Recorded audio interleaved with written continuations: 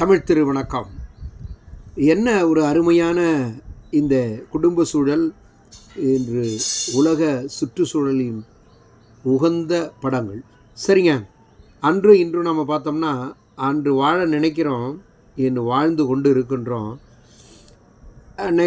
அடுத்ததாக அன்று உணவும் தன்னை பாதுகாக்கிறதுக்காக இயற்கையில் இருந்தால் பச்சை காய்கறிகளை சாப்பிட்டான், மாமிசலை சாப்பிட்டான், அப்புறம் சூடு பண்ணி சாப்பிட்டான், இலைக்கு அப்புறம் சட்டை அணிந்தான், இதெல்லாம் தெரியும். இப்போ உணவும் இருக்கிற இடமும் ஏதோ மரங்களில் மலைகளில் இப்படி அவன் வாழ்ந்து வசித்து வந்தான். கடல் ஓர பகுதியில் மீனவர்களும் மலைவாழ் மக்களும் கிராமவாசிகளும். ஆனால் இன்றும் அத்தியாவசியத்திலே மன அலைக்கழிப்பு அடைகின்றான்.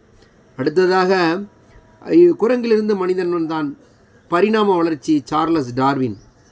எங்கள் சப்ஜெக்ட் மட்டும் இல்லைங்க, ஒவ்வொரு ஸ்டேஜையும் கடக்கிறதுக்கு பல ஆண்டுகள், not 10 years, 20 years, 50 years. Traditional changes at the environment, suitable conditions. இப்படியே பார்க்கும்பொழுது இன்று கணினியுடைய கண் இமைக்கிறதுக்குள்ள கணினியுடைய வளர்ச்சி, இதுதான் எவல்யூஷனரி. ஆனால் மன நிம்மதி இல்லைங்க. 50 வயது கடந்த அப்பாவிடம் மகன் கேட்குறான், எப்பப்பா இப்போ 2 வீலரில் இன்டர்நெட்டில் ஆன்லைனில் புக் பண்ணி சாப்பிடல, எப்படி இருந்தீங்க? அதை தான்ப்பா உன் பையன் கேட்பான். கண்டிப்பாக செல்லு கடமாக வச்சுருந்த, இப்போ தலையில் ஒரு சிப்பு வச்சா போதுன்னு. அந்த அப்பா கேட்குறாரு, உங்கள் தாத்தாட்ட நான் இதான் கேட்டேன், அன்றைக்கி 2 வீலர் இல்லை, எலக்ட்ரிசிட்டி கூட கரண்ட்டு கூட இல்லாத எப்படிப்பா இருந்தீங்கன்னு கேட்டேன். எப்படி அன்றும் இன்றும் என்று நாம் பார்க்கும்பொழுது, அன்று பணப்புழக்கம் குறைவாக இருக்கலாம், ஆனால் மன உளைச்சல் இல்லை. இயற்கையை பாருங்கள், இவை யார் நமக்கு கற்றுக் கொடுத்தது? ஆகையால் இயற்கை வளங்களோடு இருங்கள்.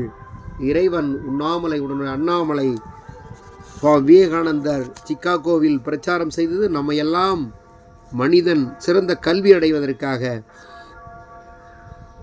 ஆனால் பள்ளிக்கூடங்களில் பிரேயருக்கு பிறகு வாய்ப்பாடு சொல்வான். வீட்டில் பாட்டி தாத்தா, பாட்டி வீட்டில் அது ஒரு பல்கலைக்கழகம் அல்லவா? நிறைய விளையாட்டுகள், நிறைய நம்ம குறையில்லாமல் சொல்லிக்கொண்டு காலமெல்லாம் நாம் அதை நினைவு பார்ப்போம். நன்றி.